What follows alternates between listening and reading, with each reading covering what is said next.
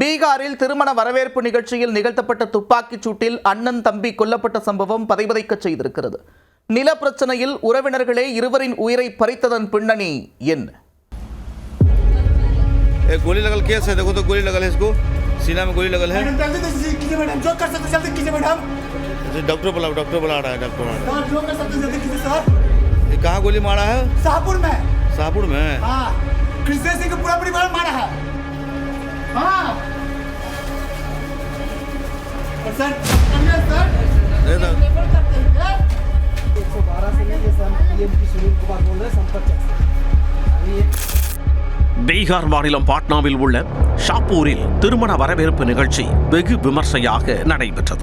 தௌலத் ராய் என்பவரின் மகனின் திருமண விழாவில் உறவினர்கள் மற்றும் ஊர் மக்கள் திரளாக கலந்து கொண்டனர்.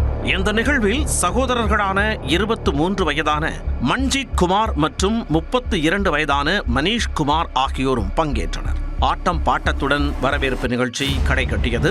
அப்பொழுது அங்கு வந்த ஒருவர் மன்ஜித் குமார் மற்றும் மனிஷ் குமார் ஆகியோருடன் பேச்சு கொடுத்துள்ளார்.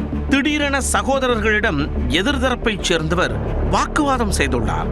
வாக்குவாதம் திடீரென முற்றிய நிலையில் அந்த நபர் தான் மறைத்து வைத்திருந்த துப்பாக்கியை எடுத்து சகோதரர்களை நோக்கி கண்மூடித்தனமாக சுட்டுள்ளார்.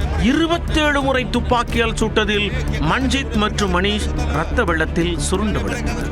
தகவல் அறிந்து விரைந்து வந்த கோபால்பூர் போலீசார் இருவரையும் மீட்டு மருத்துவமனைக்கு விரைந்தனர். மருத்துவமனையில் சகோதரர்களை பரிசோதித்த மருத்துவர்கள் வரும்படியிலேயே இருவரும் உயிரிழந்து விட்டதாக கூறினர். இது தொடர்பாக வழக்கு பதிவு செய்த போலீசார் சம்பவ இடத்தில் உள்ள சிசிடிவி கேமரா காட்சிகளை ஆய்வு செய்து விசாரணையை தீவிரப்படுத்தினர். முதற்கட்ட விசாரணையில் சிறிய அளவிலான குடும்ப சொத்தை பிரிப்பதில் உறவினர்களுக்கிடையே தகராறு ஏற்பட்டது தெரியவந்தது. இந்த வழக்கில் மனிஷ் மற்றும் மன்ஜித்திற்கு சாதகமாகவும் தீர்ப்பு வந்துள்ளது. மேல்முறையீட்டு மனுவையும் நீதிமன்றம் நிராகரித்தது. 2 முறையும் சகோதரர்களுக்கு சாதகமாக தீர்ப்பு வந்ததால் எதிர்தரப்பினர் கடும் கோபம் கொண்டுள்ளனர். இந்த சூழலில்தான் திருமண வரவேற்பு நிகழ்ச்சிக்கு வந்த அடையாளம் தெரியாத நபர் அண்ணன் தம்பியை சுட்டு கொலை செய்துள்ளார்.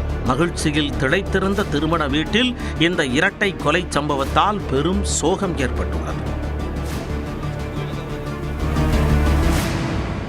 इसको गोली लगा हुआ देखिए तो